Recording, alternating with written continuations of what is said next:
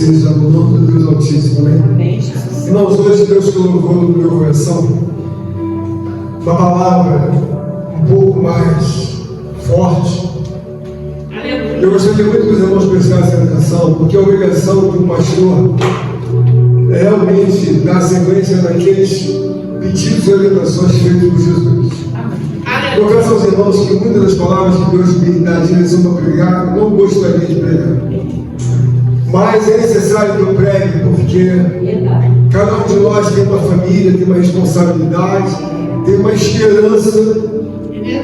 E nós sabemos que a Bíblia diz: conhecereis a verdade, e a verdade vos libertará. Aleluia! Nas nossas Bíblias do Evangelho de João,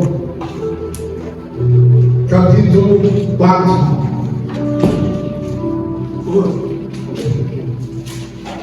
Aleluia. Capítulo 4, eu vou ler o verso 31 até o 34 inicialmente, amém? Amém. Capítulo 4, Evangelho de João, verso 31 até o 34. Preste atenção. E entretanto, seus discípulos lhe rogaram, dizendo: Rabi, come. Porém ele lhe disse: uma comida tenho para comer, que vós não conheceis. Então os discípulos diziam uns aos outros: toma-se porventura alguém de comer? Jesus lhes disse: a minha comida é fazer a vontade daquele que me enviou e realizar a sua obra. Repita comigo: a minha comida é fazer a vontade daquele que me enviou.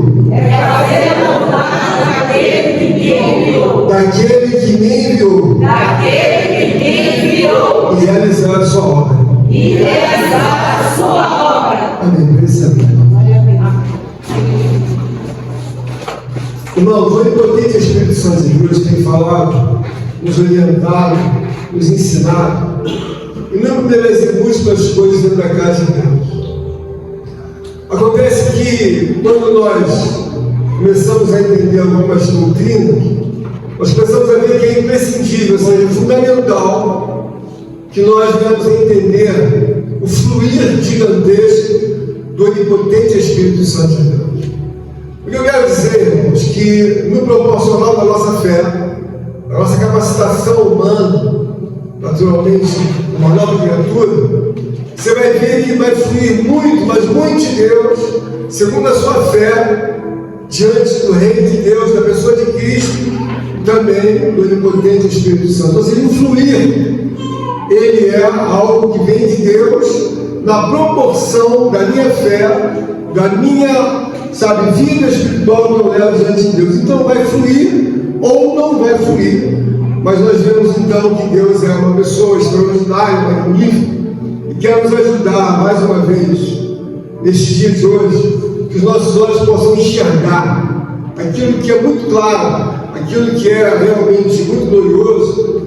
E eu tenho visto que não agora, mas há um tempo atrás, Deus me fala algumas coisas, de vez em quando me faço que eu não estou, não com desrespeito, mas eu não estou muito ligado, no sentido de que eu vejo que muitas coisas vão avançar, mas não no sentido positivo, elas vão avançar no sentido negativo. Então não é nesse momento agora, que tem alguns meses, 3, 4 meses, que eu tenho visto que Deus tem nos ajudado por misericórdia, tem nos dado uma força, tem nos dado um entendimento, mas é muito perigoso você começar a querer legislar uma obra que está escriturada, uma obra que na verdade deve ser entendida pela capacitação do Espírito Santo de Deus nos dá. E onde que eu quero chegar, irmãos? Quero mostrar aos amados irmãos que há necessidade de um coletivo inteiro da igreja, que tudo vai fluir segundo a vontade de Deus, mas também segundo a fé, a obediência e a seriedade que cada um de nós tem dentro da casa de Deus. Isso me preocupa, porque é um assunto que sinceramente eu não gostaria de falar, não gostaria até mesmo de trazer nenhumas razões pessoais. E por que eu digo isso? Em determinados momentos eu sinto que Eu aprendi muito de Deus, não pela palavra só, mas pelo mundo espiritual de Deus.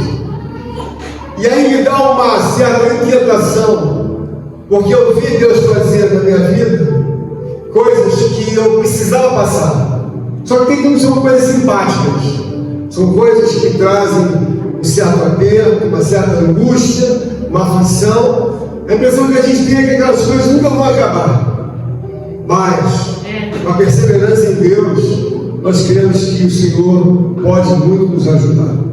A palavra que Deus me deu inspiração, é uma palavra em que os discípulos estão com Jesus e eles saem para evangelizar diante de Samaria. E nós sabemos que os samaritanos não tinham comunicação com o povo judeu. Qual era a razão? A razão é que eles, na verdade, faziam uso da palavra de Deus de uma forma invertida, de uma forma profana, e queriam usar a mesma lei no qual os judeus tinham. Ocorre que eles faziam inúmeras invenções. Bom, em resumo, nós aprendemos que quando os judeus não têm relação com os judeus, não têm relação com os samaritanos, ou vice-versa, nós temos uma luta muito antiga, e nós vemos na conclusão da palavra, que isso não vai dar nenhum resultado bom para nenhum de nós passar bem que seja do mundo. A palavra diz que eles foram ali para Samaria e saíram para procurar, em determinado momento, alimento, e os discípulos vão então e deixam Jesus. Jesus prossegue na caminhada, e naquele momento então eles voltam com um determinado alimento, comprar algumas coisas, e Jesus está confabulando, conversando com uma mulher samaritana. E aquela mulher samaritana, ela começa a fazer uma certa impugnação nas palavras de Jesus, e Jesus vai respondendo, vai trazendo ela no entendimento, e a mulher por fim vê que ele é um profeta. Aleluia! O que eu quero dizer aos irmãos é que quando você olha para a Escritura Sagrada, você deve entender que é uma palavra que nenhum homem pode mudar o sentido, a razão daquilo que vem de Deus. Então Jesus está ali diante da mulher samaritana, ela entende talvez que seja maior do que os judeus, porque ela diz: olha, nós adoramos aqui neste monte do nosso pai Jacó, no poço. E vocês? Nós sabemos o que nós fazemos, mas vocês não sabem o que vocês fazem. Jesus estava dizendo isso para a mulher. O que eu quero dizer na igreja, irmãos, é que existem muitos assuntos que você tem que mergulhar muito mais, mas muito mais. Eles estão claros, mas você precisa mergulhar para você ver a realidade de Deus consoante a palavra. A palavra não é romântica nunca. A palavra ela quer mostrar para você e para mim uma forma de você evidenciar o mundo, mas que você possa não se desesperar. Porque se Jesus Cristo abrisse os teus olhos, os meus olhos, para ver as coisas horrendas do mundo, você ia dizer: eu não quero viver nunca mais nesse lugar. Mas quando a pessoa não tem essa visão, ela começa a esperar coisas que nunca vão chegar. Mas agora, problemas que vão se avultar. Por quê? Porque a realidade que nós temos aqui é que os discípulos são homens que se entregaram para Cristo, mas eles não têm nenhuma experiência. Eles precisaram naturalmente com Cristo evangelizar, e o Senhor diz assim para eles, que eles possam ficar tranquilos: pode ir lá comprar comida e voltar. Eles estão cansados de viagem, longa viagem a pé, então eles vão e voltam. E quando eles encontram a Jesus, eles tipo assim, entregam a Jesus: Rabi, come! E Jesus então não vai imediatamente sobre a comida. E alguém vai e olha, oferece de novo: Rabi, come!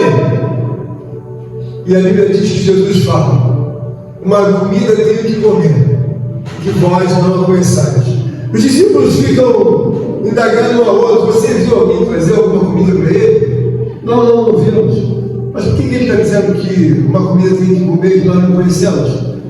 Então o que você aprende sobre isso? Os discípulos estavam no primeiro plano de sustentação física e biológica. Eles entendiam que iam fazer um benefício muito grande para Jesus, então eles disseram: Rabi, come! E Jesus disse: uma comida tenho que comer e que vós não a conheceis. Quando nós olhamos para a palavra como essa, nós imaginamos talvez: olha, irmã Eduardo, ele não quis comer porque ele não estava com fome naquela hora. Não tem absolutamente nada a ver com isso. É que quando você é uma pessoa espiritual, você começa a comparar a supremacia que há no mundo espiritual de Deus e começa a ver que aqueles discípulos estão com os olhos fechados. Eles não conseguem ver que a supremacia de buscar a Deus, no sentido que Jesus escolhe aquilo que é mais perfeito, aquilo que é mais reto. E ele diz: olha, a comida tem que comer que vocês não conhecem ela. Mas espera aí, nós vamos comprar comida agora, nós não conhecemos a comida? O que eu quero dizer, irmãos? Espiritualmente, quando você está dentro da casa de Deus, muitas das coisas que você supõe conhecer, você não conhece. E por que isso é importante? Nós temos essa evidência. A evidência que se tem dentro da casa de Deus é que quando Jesus diz para eles que ele, na verdade, eles não conhecem aquela comida, é como se a igreja estivesse dentro de uma obra e ela não conhece as razões maiores de que por que Cristo veio até esse mundo. Quando Deus começa a largar as fronteiras espirituais do homem, o homem não sente tanta alegria, o homem começa a sentir pavor. Os discípulos estão ali conectados na sustentação física biológica, como quantas vezes você entra na igreja conectada ou conectado na sustentação de resolver o seu problema, de resolver as suas dificuldades, como se você pudesse te livrar daquele assunto, e então eu começo a ter paz, eu começo a ter alegria. Meu Deus, é verdade. A verdade é que quando você vê Jesus falando com os judeus, ou com os samaritanos, melhor, os judeus estão falando com os samaritanos, há uma junção de coisas que nunca vão frutificar se não for a intervenção de Deus, que você tem a opção de dizer: olha, irmão Flávio, qual lado que a senhora está? Eu estou desse lado. Os discípulos aqui começaram a ver que Jesus não queria comer aquela comida, explicou para eles, e aí depois ele, no verso 34, ele quer dizer assim bem claro: e Jesus disse: a minha comida vai fazer a vontade daquele que me enviou. Onde eu quero chegar, irmãos? Quando nós temos uma vida espiritual, nós começamos a ver, a elencar nos nossos corações inúmeras coisas que trazem muito sentido para tudo aquilo que nós fazemos. Nós falamos que Deus diz que na sua palavra, estreita é a porta e larga é o caminho. Por que caminho é largo? Porque o caminho ele foi profanado. Então tudo aquilo que é profanado, ele tem uma alegria muito grande. O profano, ele gosta muito de se juntar com um santo. Toda vez que você vê alguma coisa profana, ela é louca para se juntar com um santo. Por quê? Porque quando o profano se ajuda com o santo, ele torna aquela pessoa infrutífera. É como se fosse uma pessoa híbrida, ou seja, duas espécies. Sabe, a mesma espécie se reproduz, mas uma espécie diferente de outra espécie pode ser uma coisa híbrida, então não se reproduz. Então, quanto mais você vê a igreja se juntar com o profano, menos fruto ela dá. E aqui os judeus estavam ao encontro dos samaritanos. Havia uma demanda dos samaritanos com os judeus, mas quem é que estava sendo? Os judeus queriam priorizar a verdade de Deus. Os samaritanos queriam uma contaminação profana. Dentro da casa de Deus, nós devemos entender que quando Jesus fala, uma comida tem que comer e que vós não conheçais, eles não conheciam o poder de Deus, no sentido de que a sua nutrição espiritual ela é muito mais forte do que você possa imaginar. Mas eu tenho tanto uma prioridade da vida, da carne, você fala assim: não, eu não aguento fazer jejum, eu não aguento ficar sem comer, não, eu vou cair, eu vou passar mal. Por quê? Na sua cabeça, você imagina que a sustentação física, biológica, ela vai suprir todas as coisas. Os discípulos estavam também nessa mesma tocada. Dentro da casa de Deus, você deve entender que quando Jesus disse para eles que ele tinha uma comida que era superior, que era fazer a vontade de Deus e realizar as suas obras, o que ele quis dizer? Ele me traz muito mais força. Deus me traz muito mais inteligência, resiliência. Ele abre portas aonde eu nunca vou enxergar.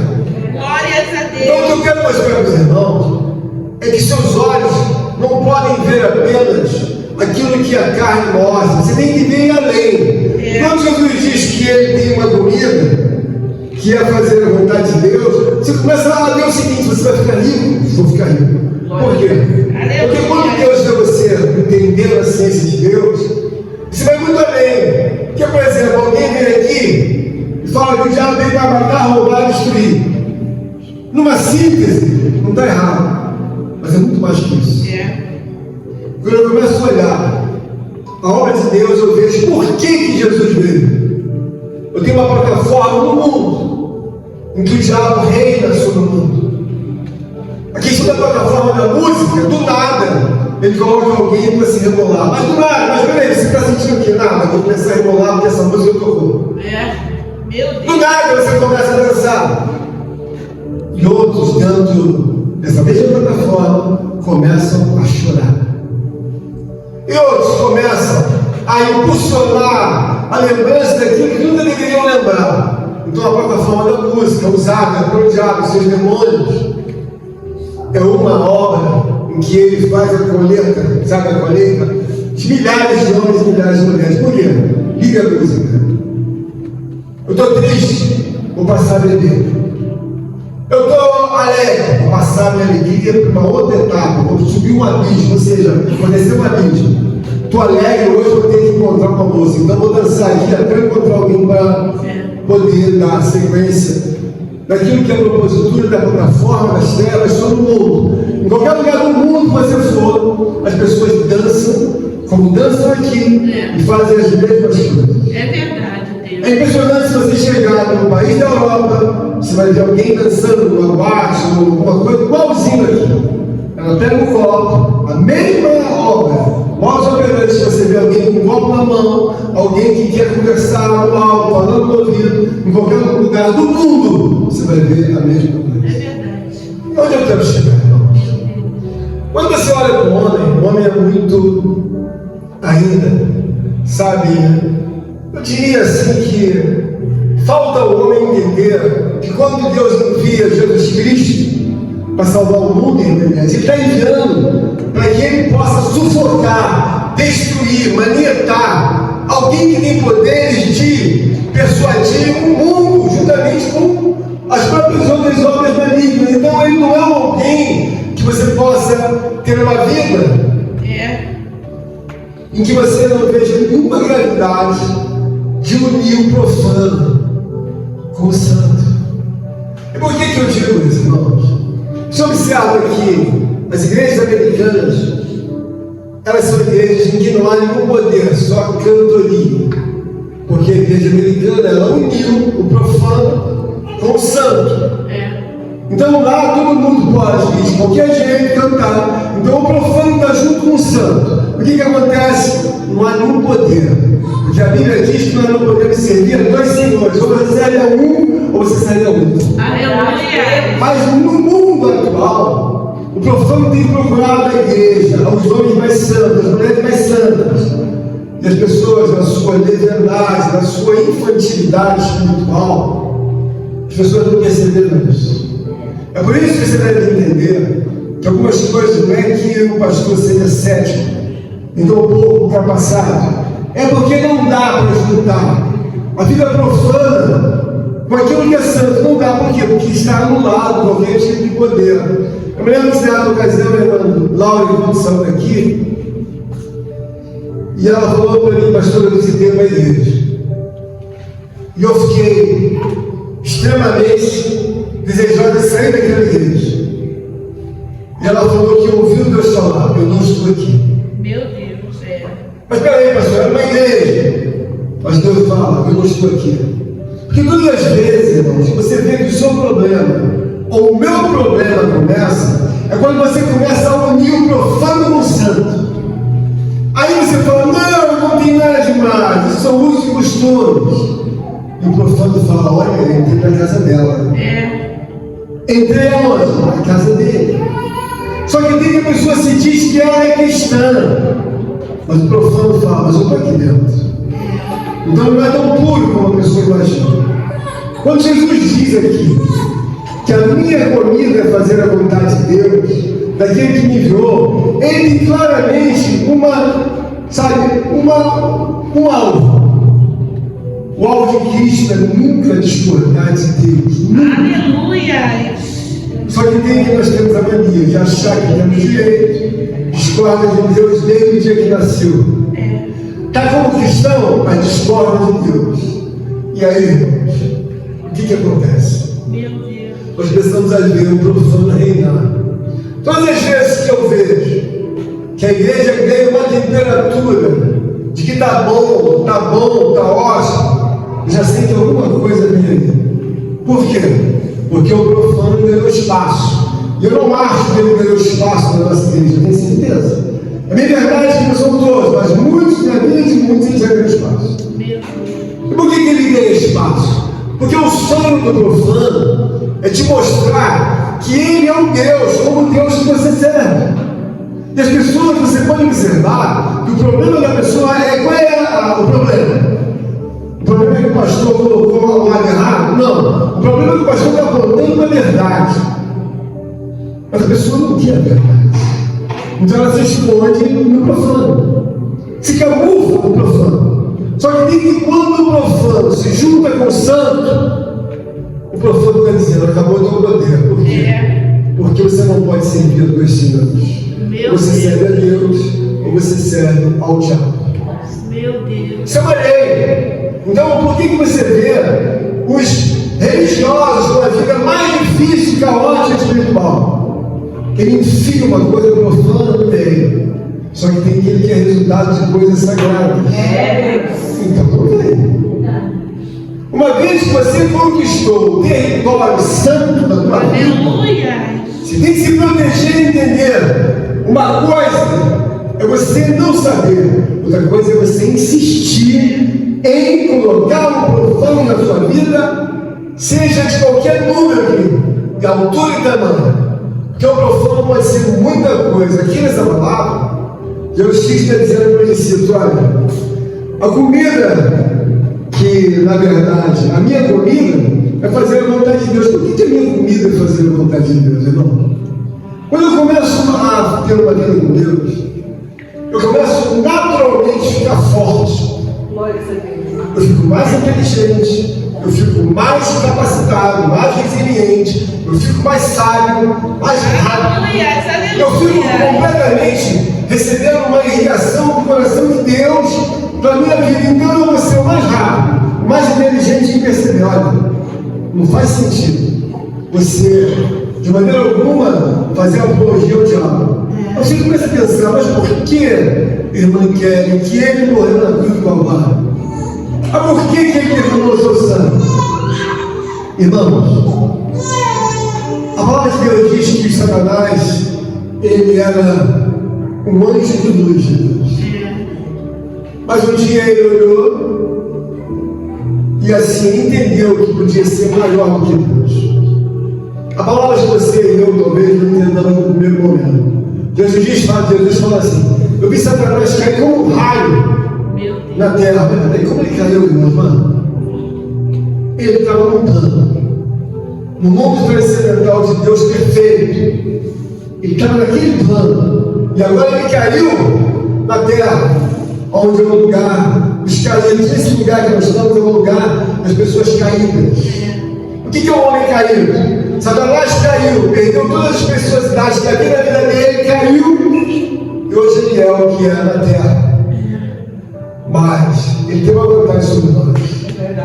Fisicamente, ele é muito maior do que nós. Ele já tem uma vantagem. Nós somos menores, mas temos também a oportunidade de Deus de nos tornarmos maiores do que ele. Aleluia! Muito maior. Porque a Bíblia está nos mostrando que Jesus Cristo, ele fazia a vontade de Deus. Por que faz a vontade de Deus? Porque eu sou muito maior do que o estrutura humana. Aleluia!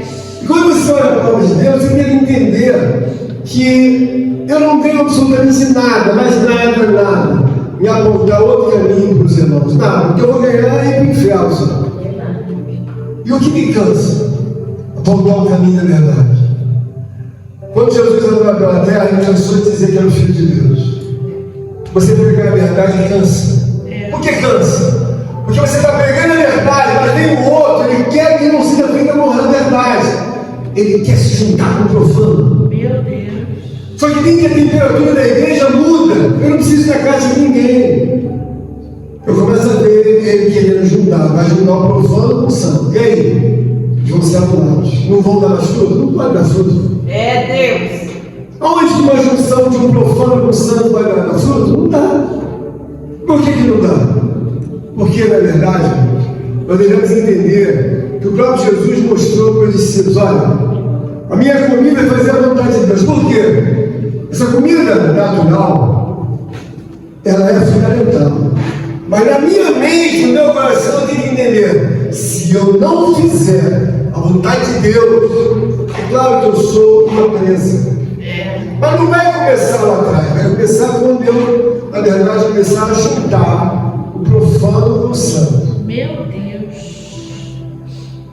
A palavra do Senhor, ela mostra, dentro do todo o contexto dessa palavra, que Jesus Cristo está trazendo uma palavra e mostrando para os discípulos que aquele que semeia, tá, é aquele que mais colhe.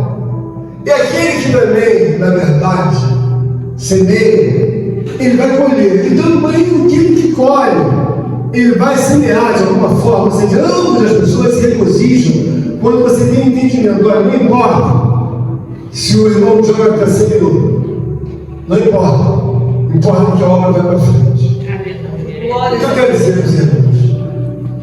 Quando você começa a ver alguma coisa que não funciona, você começa a entender claramente: eu estou misturando o profano com o santo. Ontem eu tive aqui um encontro muito glorioso com o irmão Cauã. Ele só tem 15 anos. Glória. Quando eu conheci o Cauã, eu acho que ele já estava até, sei lá, uns 3 anos de idade, 4, não sei. O Cauã é pequeno, agora o Cauã está com 15 anos. 16. O Cauã tem uma conversa muito bonita. É muito inteligente, tem uma sabedoria muito grande. Eu não procurei o Cauã, ele me procurou. Os pais dele deixaram ele aqui e eu conversei um longo tempo com ele. Glórias a Deus. E o Cauã me surpreendeu. No final da conversa, ele diz bem claramente: olha, você vê que como você semeia, a pessoa se torna um fruto dado por Deus. Porque o Cauã tem sido semeadura de várias formas na igreja há muito tempo. As irmãs estão ensinando também a Bíblia, que estão ensinando o Evangelho e outras coisas mais.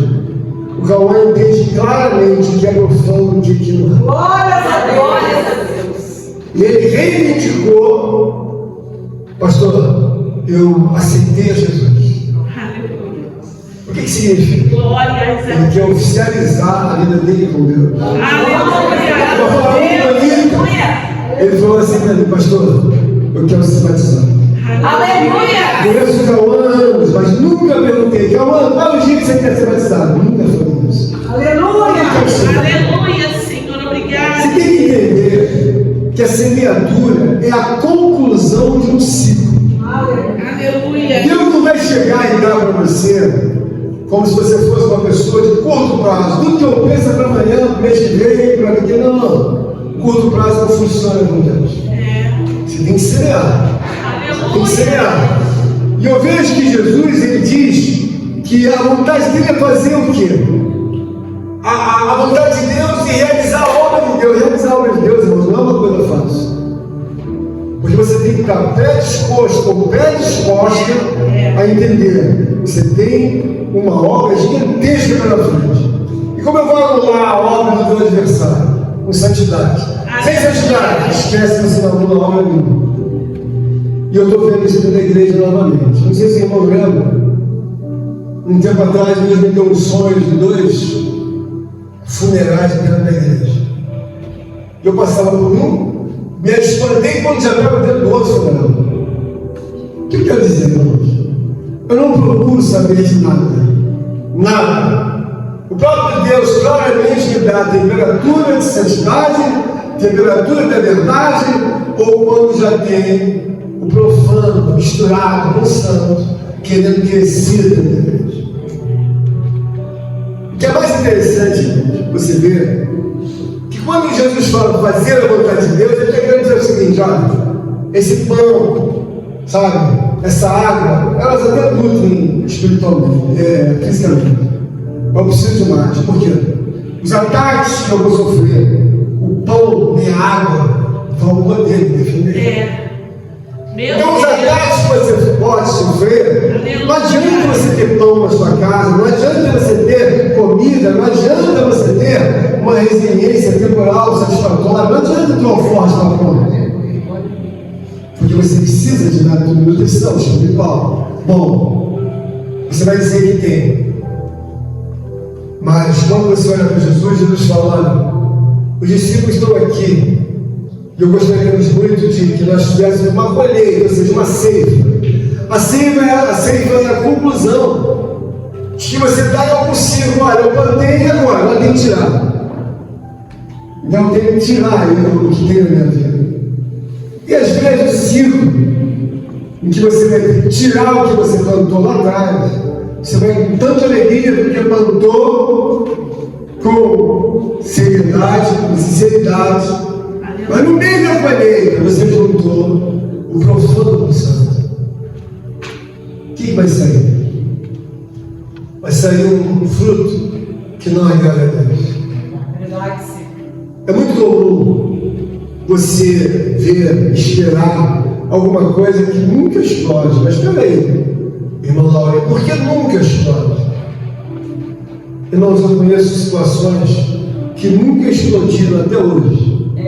Porque o profano está junto com o santo. Meu Deus, verdade. Enquanto não houver essa determinação na sua vida, separa ele, separa que eu não quero conversar com ele. Por quê? Ele vai contaminar toda a minha perspectiva de ter o fruto que vem das mãos de Deus. Jesus fala que ele quer fazer a vontade de Deus e realizar a sua obra, porque não quero conversa com o profano. Porque o profano, ele sempre teve desejo de andar com aquilo que é santo, mas não porque ele queira que você prospere nada. Ele só quer dizer o seguinte: se eu encostar naquele garoto santo, eu anulo a santidade dele, se ele me seguir. Então, quando o diabo vai ao encontro de Deus, na pessoa de Cristo, a Bíblia diz que o Espírito de Deus levou Jesus até o deserto para ser tentado. Vai tentar ele. Já começou. Tenta ele. O profano ficou muito alegre quando encontrou com o santo. E é isso que acontece na sua casa. Às vezes tem coisas que você ganhou um território na sua vida. Você fala assim: eu nunca mais uso isso ou faço isso. Mas aí o profano faz assim: usa isso, usa isso. Meu Deus! Quando você nem imagina, opa, o profano fala assim: eu não gostei de novo, porque está usando o que usava antes. Está usando. Meu Deus. Então tem coisas que você tem que entender, igual uma luta. Ganhou um território, não volta para trás, é só para frente. Jesus tem claramente um objetivo de mostrar para os discípulos: olha, a comida é interessante, ela tem a sua subsistência de fazer com que eu seja realmente renovado, revigorado na minha vida física e biológica. Mas o mais importante é a minha comunhão com Deus, fazer a vontade de Deus. Glórias a Deus. Por quê, meus irmãos? Porque quando você olha a abrangência do poder das trevas, você fala assim: mas peraí, irmãos, ele acabou de dizer que da tela da televisão do Rio parecia que ia fazer uma cachoeira de sangue de tanta morte. Essa pessoa, o mundo está assim, ô irmãos, não é uma vontade de Deus. Mas por quê? O outro, ele está reinando no Brasil, está reinando na América do Norte. De nada o Brasil ganhou uma briga aí por causa de questões políticas. Agora os exportadores, os importadores, está todo mundo com prejuízo, cancelando os pedidos que venderam. Ora, o PIB do Brasil já é pequeno, agora vai ficar mais achatado ainda, vai ficar menor ainda. Então as dificuldades aumentaram. Por quê? Porque se nós entendermos que nós temos a obrigatoriedade de separar o profano do santo, porque quando o homem está no caminho de Deus, ele tem que ter entendimento que o diabo está reinando no mundo. Ele coloca milhares de pessoas para viajar no mundo inteiro. A menina sonha sonha em conhecer a Europa. Quando alguém diz que tem emprego para ela, ela viaja. Quando chega lá, é para ela ser escrava da prostituição. É verdade. Algumas nunca mais vão. Quando você entender que muitos cristãos, eu já vi isso, eles eram pessoas que iam para a consagração, que iam para a vigília, cantavam, mas no meio da semana a vida deles era misturada com o profano. E aí, quando eles começam a cair, às vezes leva 1 ano, 2 anos, eles começam a entender: bom, a igreja não funcionou, não é que a igreja não funcionou, você misturou o profano com o santo. É verdade. Que Deus vai nos dar graça nesta noite. É que Jesus falou: uma comida tem que comer, e vós não conheçais. Eles ficaram assim à toa, quem trouxe comida para ele? Porque o pensamento deles estava só no plano. Nós temos que entender que a nossa comunhão com Deus de obediência, a nossa comunhão com Deus de cumprir a nossa salvação, a nossa eternidade, é algo que ninguém pode nos dar, nem meu pai, nem minha mãe, nem minha tia, ninguém. Glória a Como Deus. é que os homens vão entender isso? Não, mas pastor, eu vou misturar um pouquinho. A indignação do Cauã ontem é que ele não queria misturar o profano com o santo. Glória a Deus. Ele, com 15 anos, 16 anos de idade, ele veio buscar o aconselhamento sozinho. Ele e o Espírito de Deus, nós ficamos aqui 1h30, viu, senhor?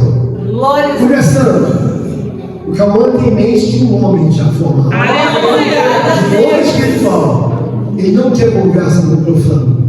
Glórias a Deus. Mas é o contrário, que muitos adultos querem no profano. É Deus. O que eu não quero, irmãos, como representante de Deus, é que você fique, sabe, reclamando com Deus, se achando a pessoa mais sofrida, se achando a pessoa mais injustiçada, se achando a pessoa que, sabe, eu precisava mais e mais. Você precisa de entender que Jesus Cristo, em todo o tempo que viveu, mesmo que fosse odiado pelos outros, também resolvido: olha, a minha comida é fazer a vontade de Deus. Aleluia. Mas então, a minha comida é fazer a vontade de Deus. Glória a Deus. Irmãos, o que eu quero dizer Aleluia. é que eu fico muito triste Aleluia. que eu sei das minhas limitações humanas, mas eu tenho notícias pelo Espírito Santo de Deus há algum tempo atrás.